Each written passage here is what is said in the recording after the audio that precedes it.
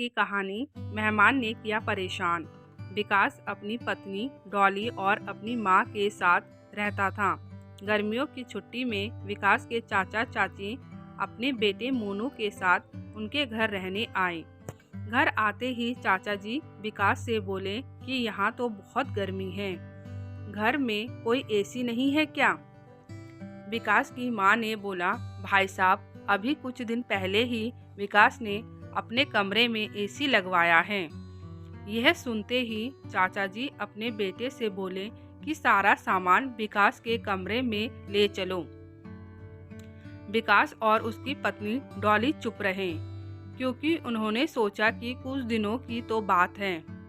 इस तरह चाचा चाची जी को विकास के घर रहते 1 महीना हो गया। विकास ने अपनी माँ से पूछा कि चाचा जी कब जाने वाले हैं?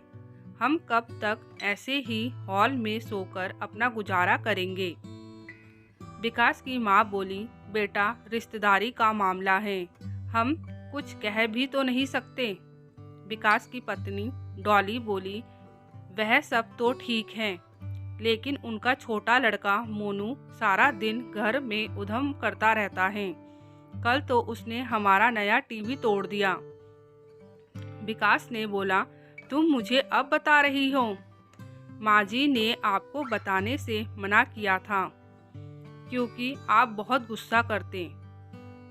विकास इस बात पर बहुत गुस्सा हुआ कि नया टीवी तोड़ दिया। वह अपनी पत्नी से बोला, तुम मोनू को ऐसा करने से रोकती क्यों नहीं? डॉली बोली, जब से चाचा चाची जी आए हैं, कुछ न कुछ खाने की डिमांड करते रहते हैं, जिससे मेरा और माँ जी का सारा दिन तो रसोई में ही बीत जाता है, आराम नहीं कर पाते हैं।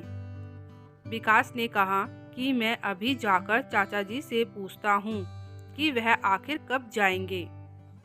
विकास ने बातों बातों में चाचा जी से कहा कि 1 महीना हो गया है, आपके जॉब की छुट्टियां तो खत्म हो गई होगी ना?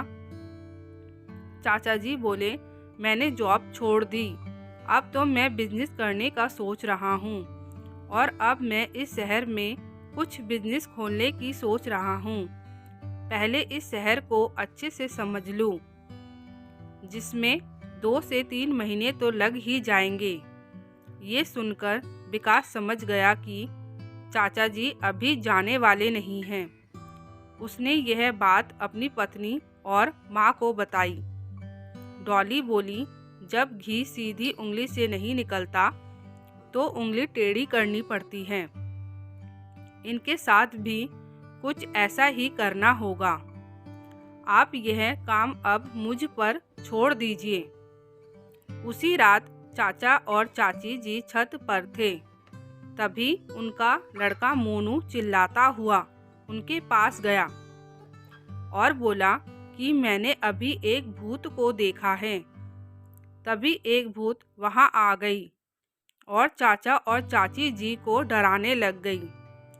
भूत को देखकर वह बहुत डर गए और अगले दिन अपना सामान पैक करके चले गए। चाचा जी के परिवार के जाने के बाद सबने चैन की सांस ली। डॉली की सास ने डॉली से कहा कि तू तो बड़ी अच्छी भूत है। यह कहकर सब हंसने लगे।